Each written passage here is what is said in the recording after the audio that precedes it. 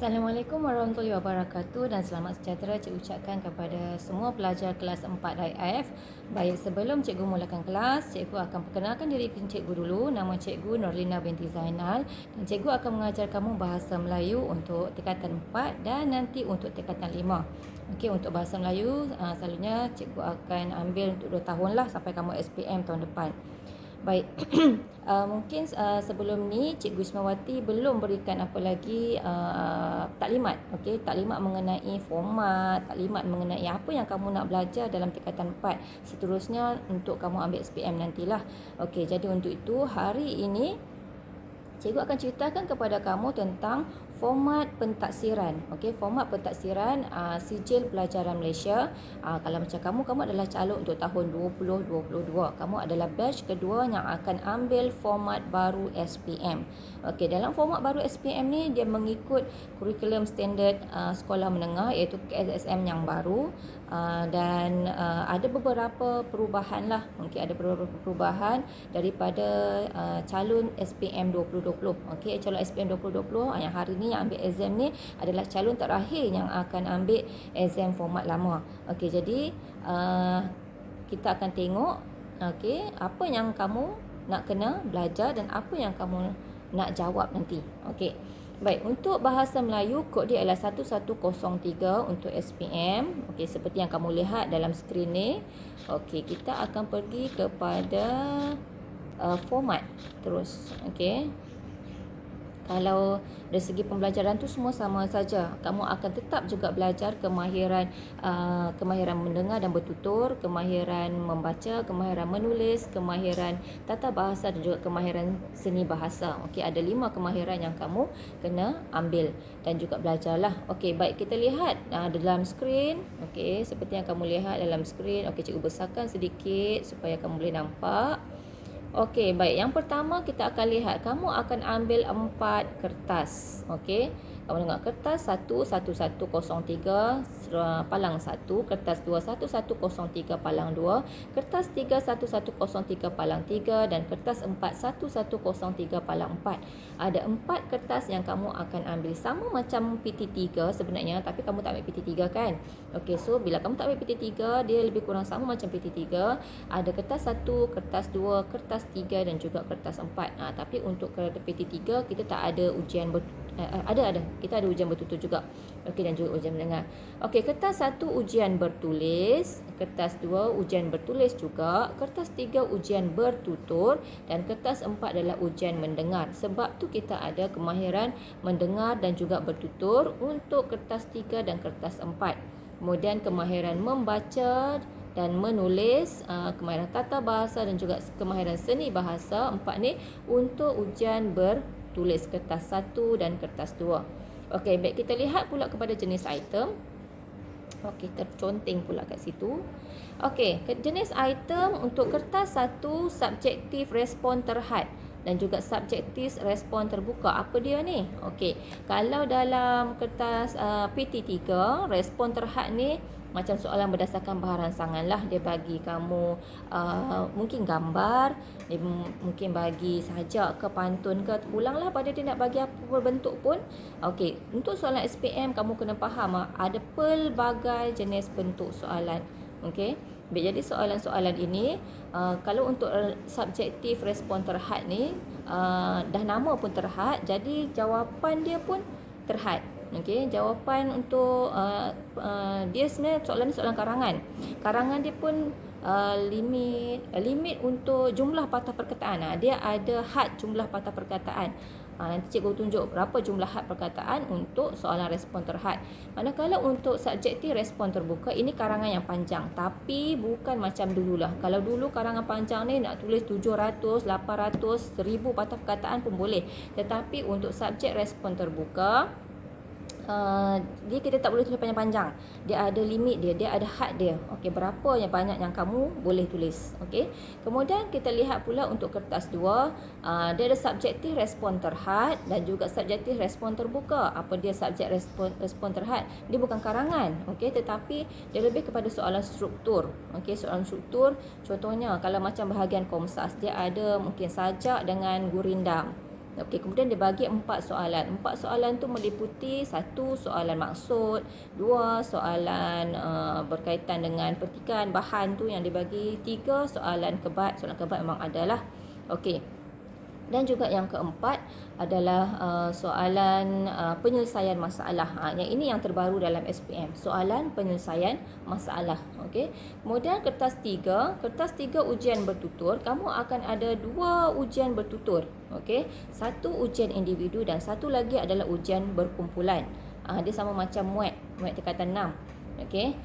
Bezanya dengan PT3 adalah secara berkumpulan. Ujian lisan tu secara berkumpulan. Tetapi untuk SPM kita ada individu dan juga ada berkumpulan. So kamu akan ada 2 sesi ujian bertutur. Okey, dan ujian bertutur tu bukan cikgu yang buat.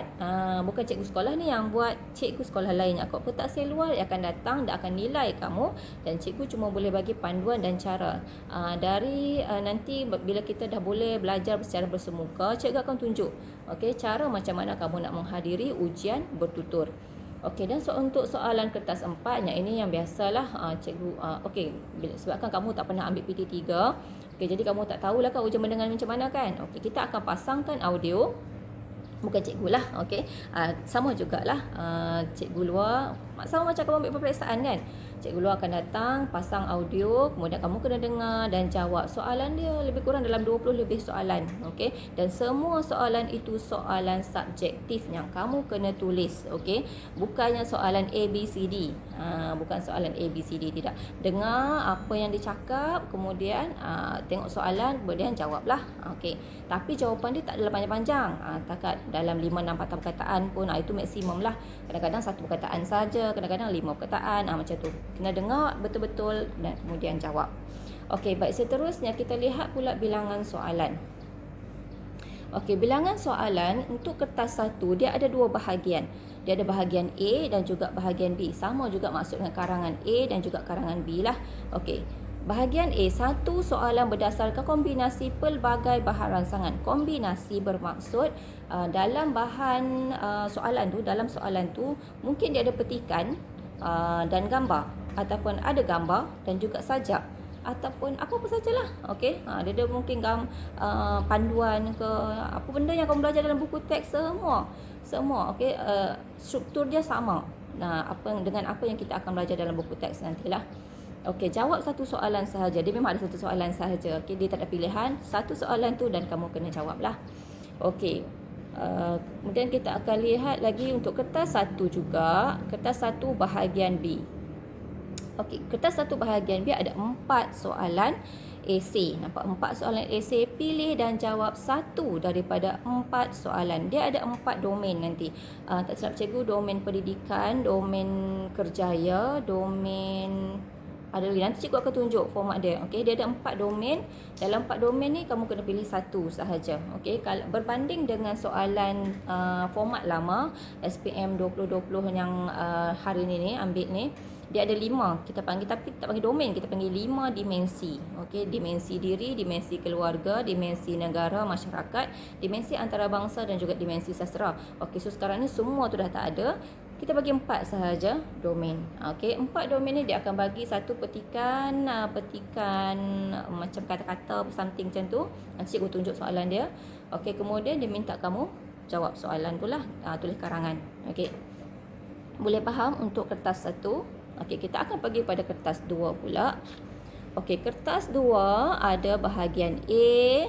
Bahagian A ni untuk sistem dan aplikasi bahasa. Okey, sistem dan aplikasi bahasa, morfologi, sintaksis. Okey, morfologi ni semua berkaitan tentang bahasa lah. Kata nama khas, kata ganti diri, kata terbitan, akronim dan sebagainya. Sama juga dengan sintaksis. Sintaksis adalah jenis-jenis ayat. Okey, ayat perintah, ayat seruan, ayat pelbagai jenis ayat lah sintaksis ni. Ayat pasif. Okey, ayat songsang. Okey, itu sintaksis. Bahagian penyuntingan. Bahagian penyuntingan ni kamu biasa buat untuk tingkatan 3. Pernah tak cikgu kamu bagi 1 petikan dan kamu kena cari apa kesalahannya dalam petikan tu? Okey, itu bahagian penyuntingan. Atau Okey, contohnya dia bagi petikan tu kita tengok ada salah dari segi penggunaan kata ganti. Contohnya beliau. Beliau untuk siapa? Okey, mungkin kalau seorang guru sesuailah beliau kan. Tapi kalau katakan seorang penjenayah takkan beliau. Okey, jadi di petikan tu kita betulkan. Itu maksud soalan bentuk penyuntingan. Baik, seterusnya kita lihat bahasa Melayu standard. Untuk soalan nombor 4 ini, dia akan bagi prosa tradisional. Prosa tradisional ni kalau kamu perasan bila kamu belajar Komsas, ada cerita. Kalau macam tingkatan 3, cerita apa tu? Asal padi ke? Asal padi kata Cik Cikgu. Okey, cerita prosa lah, maksudnya bahasa dahulu kala, bahasa orang-orang dulu. Jadi kita kena tukar bahasa orang-orang dulu tu kepada bahasa Melayu sekarang. Bahasa Melayu standard sekarang yang kita sebut sekarang ni, yang kita bercakap sekarang ni. Okey. Itu untuk bahasa Melayu standard. Nampak nama pun menukarkan bahan teks klasik lama kepada bahasa Melayu moden. Itu pada hari inilah. Kemudian kita ada soalan peribahasa. Okey, soalan peribahasa ni selalunya soalan tu dia akan bagi petikan, kemudian dia tanyalah peribahasa apa yang ada dalam petikan tu lah. Okey, tapi peribahasa pun kamu akan selalunya dia akan tanya 3 soalan peribahasa. 1 peribahasa yang biasa kita dengar, 2 peribahasa yang jarang-jarang kita dengar, dan yang ketiga ni yang paling susah adalah peribahasa yang kita langsung tak pernah dengar. Okey. Baik, seterusnya tadi dah bahagian A, dalam kertas 2 juga ada bahagian B. Bahagian B untuk pemahaman soalan 6 dan 7 berdasarkan petikan bahan prosa dan bukan prosa. Bahan prosa adalah cerita. Okey, cerita, dan bukan prosa ni adalah bahan berbentuk petikan fakta lah. Okey, kamu lihat dia kata ada umum, drama, cerpen, prosa tradisional, puisi tradisional, sajak. Kalau bukan prosa ni selalunya melibatkan cerpen ataupun drama lah. Okey.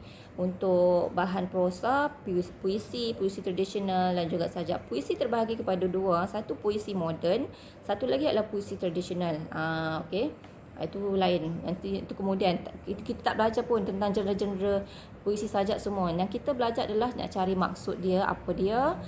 Kemudian soalan-soalan berkaitan persamaan. Okey, kamu jangan risau sebab kebanyakan soalan SPM yang baharu ni semuanya jawapan ada dalam teks ataupun bahan yang diberi, cuma ditambah dengan soalan kebat dan juga soalan penyelesaian masalah. Okey. Baik, seterusnya kita lihat kepada soalan nombor 8. Okey, soalan nombor 8 adalah berdasarkan novel tingkatan 4 dan juga 5. Okey, soalan novel lebih kurang macam soalan PT3 jugalah. Cuma dia tak tanyalah soalan tu tentang genre-genre sastra. Genre sastra ni kalau dia tanya tema, persoalan, nilai pengajaran semua, dia tak tanya secara straight. Okey, dia cuma tanya peristiwa. Okey, apakah contoh satu soalan untuk novel ni, apakah peristiwa yang memberikan iktibar kepada pembaca? Okey, iktibar kita tahu pengajaran sebenarnya. Okey, walaupun ayat dia tak secara terus terang cakap jawapan pengajaran, tapi kamu kena faham iktibar adalah pengajaran. So jawapan kamu pun kena buat jawapan mungkin peristiwa tu kita boleh dapat apa. Okey, sebab ayat pengajaran kan kita hendaklah kan. Okey. Baik, seterusnya untuk bahagian soalan 8 dah sudah, novel. Bahagian C. Okey, soalan terakhir adalah bahagian C, rumusan. Okey, rumusan untuk tingkatan, kalau cikgu rasa kamu mungkin pernah belajar untuk PT3 rumusan, sebabnya PT3 kamu belajar ulasan, ringkasan dan rumusan. Okey, so maksudnya dia adalah kita bawa je daripada tingkatan 3 ke tingkatan 4.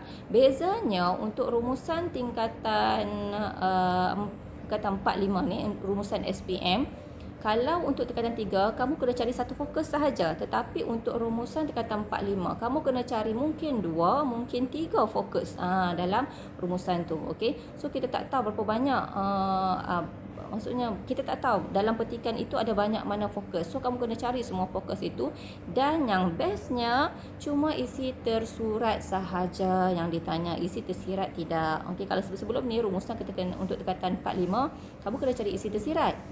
Tapi yang untuk kali ini kita cari tersurat sahaja. Maksudnya apa yang ada dalam petikan sahaja. Maksudnya bagi kalau kelas belakang-belakang tu, dia kalau dia salin pun dia boleh dapat markah lah. Okey, cuma yang penting dia kena salin fokus yang betul.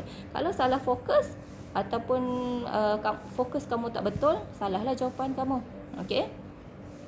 So, lupa cikgu nak cakap tadi untuk kertas 1 100 markah, untuk kertas 2 pun 100 markah juga semua. So, kertas 3 70 dan kertas 4 adalah 30 markah.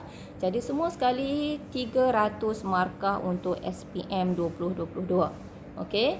Kalau untuk calon yang terakhir ni, calon tahun 2020 ni, dia orang markah dia orang 280 sahaja, 40 untuk ujian lisan dan lagi 240 daripada kertas 1 dan kertas 2. Kamu beruntung sebab kamu ada 4 kertas yang boleh membantu kamu dapat A dalam SPM.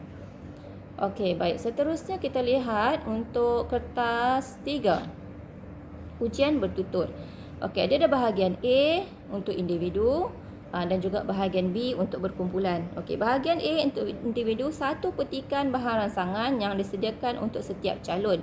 Kemudian kamu kena bersoal jawab dengan pentaksir. Dia akan bagi kertas soalan. Okey, kadang-kadang ada gambar. Okey, contohnya gambar rumah terbuka. Kamu kena faham gambar itu. Kemudian nanti dia akan bagi masa 10 minit untuk kamu fikirkan jawapan lah, 10 minit. Kemudian lepas 10 minit dia akan panggil kamu. Okey, panggil duduk, kemudian dia akan tanya kamu soalan. Selalunya lah dia akan tanya soalan. Selalu ada 4 soalan tak silap cikgu. Okey, nanti kita akan tengok contoh soalan dia. Okey, dan seterusnya untuk kertas 3 juga, bahagian B untuk kumpulan, satu tajuk ataupun tema umum disediakan untuk perbincangan dan perbincangan dalam kumpulan 3 hingga 5 orang calon. Okey, untuk berkumpulan ni sama kaedahnya macam PT3 jugalah. Okey, dia bagi satu tema, contohnya tema kesihatan. Dia bagilah tajuk siap-siap. Kalau untuk PT3, cikgu sendiri yang pilih soalan. Okey, maksudnya pilih tema apa, soalan apa yang kamu jawab. Tetapi untuk SPM tidak. Okey, pemeriksa pentaksir itu sendiri yang akan bagi soalan dekat kamu dan nak tak nak kamu kena jawablah. Okey, untuk kumpulan perbincangan ni pula tak bolehlah nak kumpulan dengan kawan-kawan kamu, tidak. Okey, kita ikut angka giliran. Kalau ada angka giliran kamu dengan orang tu, dengan budak yang kamu tak suka sekalipun, okey, kamu tetap kena build satu kumpulan juga. Okey. Seterusnya kita lihat untuk kertas 4, ujian mendengar. Okey. Ujian mendengar ni ada 4 hingga 6 petikan, tapi yang ini pun belum tentulah, mungkin ada 7 ke 8, kita tak pasti. Okey, petikan dia, instrumen mengandungi 20 hingga 25 soalan dan kena jawab semua soalan. Okey, jawapan adalah berdasarkan pada petikan yang kamu dengarlah. Okey, dan selain daripada itu, okey, tak ada. Okey, itu sahaja untuk ujian mendengar. So, yang ini cikgu harap kamu boleh faham untuk format SPM 2022. Ini adalah format baru dan kamu adalah batch kedua yang akan ambil SPM format baru. Okey, seterusnya kita nak melihat ni apa dia? Kejap cikgu tengok contoh item. Ini contoh item. Tercolor lah pula. Okey. Contoh-contoh item. Ini contoh-contoh soalan. Okey, kita lihat. Cikgu kecilkan sikit. Okey, mungkin tak nampak sangat. Okey, besarkan sikit. Okey, ini untuk contoh soalan karangan A. Contoh item bahagian A, 30 markah sahaja. Okey, nampak dia bagi petikan ni adalah ni apa? Pantun mari membaca. Ini adalah satu petikan. Okey, dan ini adalah gambar. Nampak dia bagi 3 bahan kat kamu. Daripada 3 bahan ini kamu kena buat karangan tentang amalan membaca. Okey, ini contoh satu. Dia banyak contoh. Bukan satu saja. Okey, ini contoh yang kedua. Contoh kedua dia bagi gambar. Okey, nampak dia minta kamu tulis sepucuk surat. Okey, dalam karangan A dia boleh pelbagai format karangan. Okey, pelbagai format karangan daripada keperihalan, surat rasmi, surat tak rasmi, email, okey, catatan, diary, log dan sebagainya. Tapi semua tu kamu akan belajar dalam KSSM lah, di SKP yang baru ni. Okey. So, nak tak nak kamu kena, kalau soalan bentuk format terpaksa jawablah. Okey. Okey, seterusnya okey, ini Soalan contoh yang ketiga ini resume. Pernah dengar perkataan resume? Okey, resume ni adalah satu macam biodata diri. Okey, biodata diri kita nak mohon kerja. Macam mana nak buat biodata diri nak mohon kerja ini? Okey, nanti pun cikgu akan ajar kamu macam mana kita nak buat. Okey. Ini bentuk email. Soalan bentuk email pula, kita nak balas email orang. Okey, macam nak balas email. Ada cara dia. Okey, seterusnya kita lihat pula ini contoh soalan bahagian B. Okey, ini yang cikgu cerita tadi ni. Okey, yang pertama domain awam. Okey, yang kedua adalah domain peribadi. Okey, dia ada lagi ni, cikgu tunjuk. Okey, seterusnya domain pendidikan dan juga domain kerjaya. Okey, awam, peribadi, pendidikan juga kerjaya. Domain ni apa? Domain ni macam tema lah lebih kurang. Okey. Jadi kalau soalan domain pendidikan ni apa? Soalan dia tanya tentang kepentingan mempelajari mata pelajaran sejarah. Okey. Itu contoh domain dia. Kat mana cikgu dah tengok dia punya. Okey, nanti kalau adalah cikgu tunjuk. Dia ada jumlah patah perkataan yang kita kena tulis. Okey, baik. Kita pergi pula kepada soalan kertas 2. Okey, ini adalah soalan kertas 2. Bahagian morfologi. Morfologi ni macam cerita tadi, kita ada penggunaan kata lah. Kata kerja, kata adjektif, kata nama khas, kata ganti diri dan sebagainya lah. Okey, yang ini kata majmuk. Okey, seterusnya kita lihat pula. Okey, ini adalah soalan bentuk sintaksis. Okey. Sorry, ini pun morfologi juga. Bina ayat. Bina ayat tanya menggunakan kata tanya yang betul. Betul tak tadi bentuk sintaksis ni. Ini bentuk sintaksis. Maksudnya ayat. Okey. Okey, ini bentuk penyuntingan. Okey, nampak tu. Dalam petikan 1 terdapat 6 kesalahan bahasa. Manakala petikan 2 terdapat 5 kesalahan bahasa. Kalau dia dah kata 6, carilah dalam petikan ni 6. Kalau kata 5, carilah 5. Okey. Okey. Ni soalan peribahasa.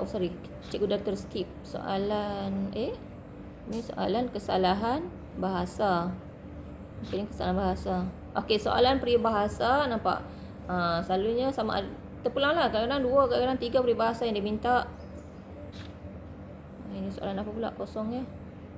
3 peribahasa. Okey, ini pula soalan bahagian pemahaman. Soalan 6 dengan 7 tak silap cikgu. Dia bagi bahan, contohnya ni 2 bahan dan kamu kena jawab 4 soalan. Ni soalan ni cikgu cakap. Soalan 1, maksud. Okey, soalan 2 mesti sama ada persamaan ataupun perbezaan yang ada dalam petikan tu. Soalan ketiga ini adalah soalan kebat.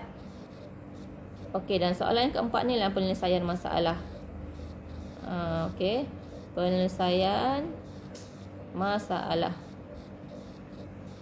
Okey, macam nak tahu penyelesaian masalah, tengok ni. Sekiranya kumpulan anda, dia bagi satu kes. Kumpulan anda diminta untuk menyiapkan tugasan oleh guru anda dengan menggunakan teknik permainan bahasa pada masa yang ditetapkan. Namun tugasan tersebut tidak berjaya diselesaikan. Sekiranya kumpulan anda diberikan peluang kedua untuk menyiapkan tugasan yang sama dalam masa yang ditetapkan, cadangkan langkah-langkah untuk memastikan tugasan tersebut dapat diselesaikan. Okey, kamu nampak yang ini yang kita kata penyelesaian masalah tadi. Okey. Kemudian kita lihat pula kepada soalan sastra. Okey, dia bagi ini saja. Okey, dia bagi saja. Dia bagi pantun, dia bagi cerpen. Banyak. Dia bagi 3 bahan. 3 bahan dan sama juga jawab 4 soalan. Okey, seterusnya ini soalan novel. 4 soalan tadi pun sama jugalah. 1 maksud, 2 persamaan, perbezaan, 3 soalan kebat dan 4 penyelesaian masalah. Okey, untuk soalan novel, soalan 1 untuk novel, dia boleh bagi mana-mana novel sekalipun. Maksudnya bukanlah novel yang kita belajar di zon utara ni. Dia boleh bagi zon selatan, zon timur, zon barat, zon Sabah Sarawak. Semua dia boleh bagi. Okey, ataupun daripada mana-mana novel yang kita sendiri pun tak pernah tahu. Okey, mungkin dalam buku teks, mungkin di luar. Ini untuk soalan 1. Okey, soalan dia lebih terbuka. Soalan dia daripada sumber yang terbuka, tetapi soalan dia soalan tertutup. Soalan tertutup sebab apa? Sebab soalan ini jawapan dia ada dalam petikan. Okey, soalan ni jawapan dia mesti ada dalam petikan. Itu maksud soalan tertutup. Okey, baik. Kemudian soalan nombor 2, berdasarkan novel lah, berdasarkan novel yang kita belajar, kita akan belajar untuk tingkatan 4 adalah ni, jendela menghadap jalan, dan tingkatan 5 adalah songket berbenang emas. Okey. Yang ini selalunya soalan ni tentang sebab-sebab ke peristiwa menarik ke apa sajalah berkaitan tentang novel. Tetapi genre sastera sudah tidak ada. Soalan genre sastera dah tak ada. Okey, dan ini soalan rumusan, soalan terakhir sekali yang kamu kena jawab. Okey, buat satu rumusan yang panjangnya tidak melebihi 120 patah perkataan. Okey, kamu kena cari fokus dia. Fokus dia adalah bahagian pendahuluan. Rumusan ni mengenai apa? Yang itu kamu kena cari. Salahnya itu, salahlah rumusan kamu. Okey. Okey, selain pada soalan rumusan ni, selalunya akan bagi dua bahan. Satu petikan dan satu lagi ni adalah gambar. Ataupun apa pula, pantun pun boleh dia bagi. Ni contoh yang kedua ni, petikan dan juga sajak dia bagi. Nampak? Okey, itu adalah... Okey, ini untuk item kertas 3 iaitu ujian bertutur. Okey, nampak? Untuk individu, untuk penilaian taksiran individu ni, dia bagi gambar, dia bagi petikan, kemudian dia akan tanya kamu soalan. Ni soalan dia. Okey, ni soalan dia. Pemeriksa tu, pentaksir tu akan tanya kamu soalan. Okey, ni pun sama. Okey, seterusnya ini untuk kumpulan. Ni soalan dia. Kemudian nanti kamu dalam kumpulan kena bincang. Nampak dia bagi tema, lepas tu dia bagi soalan. Okey, kamu kena bincang dalam kumpulan dan kemudian nanti masuk. Bincang tu 10 minit juga. Lepas tu masuk dalam bilik ujian pun 10 minit juga. Okey, ini untuk ujian mendengar. Okey, ujian mendengar ni yang petikan ni dia akan dengar lah. Kemudian dia bagi masa untuk kamu jawab soalan. Okey, yang ni tak ada apa sangat. Okey, ni contoh soalan dia. Nampak kan Cuk kata jawapan dia mesti jawapan panjang. Okey, ni pun ada jawapan pendek. Berdasarkan kepada yang kamu dengar lah. Okey, ada juga soalan ABCD. Kalau ada soalan ABCD ni senang lah kan, jawab je lah. Okey, tapi soalan subjektif ni kamu kena tulis lah. Okey, ni semua contoh.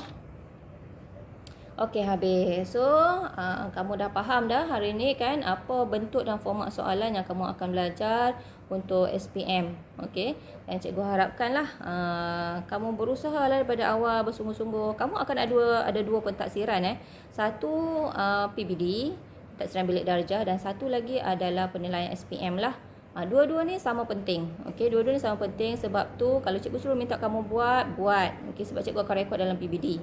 Okey, PBD tu sangat-sangat penting. Kalau lah berlaku yang kita tak tahu, pokok nanti ada virus baru pula lagi. Kamu belajar online juga, dia minta pula result PBD kamu. Naya. Okey, jadi jangan skip kelas, jangan tinggal kelas. Okey, tolonglah bekerjasama buat. Okey, buat soalan yang cikgu minta dan sebagainya lah. Okey, setakat itu sahaja kelas cikgu pada hari ini. Jumpa lagi pada kelas yang akan datang. Assalamualaikum.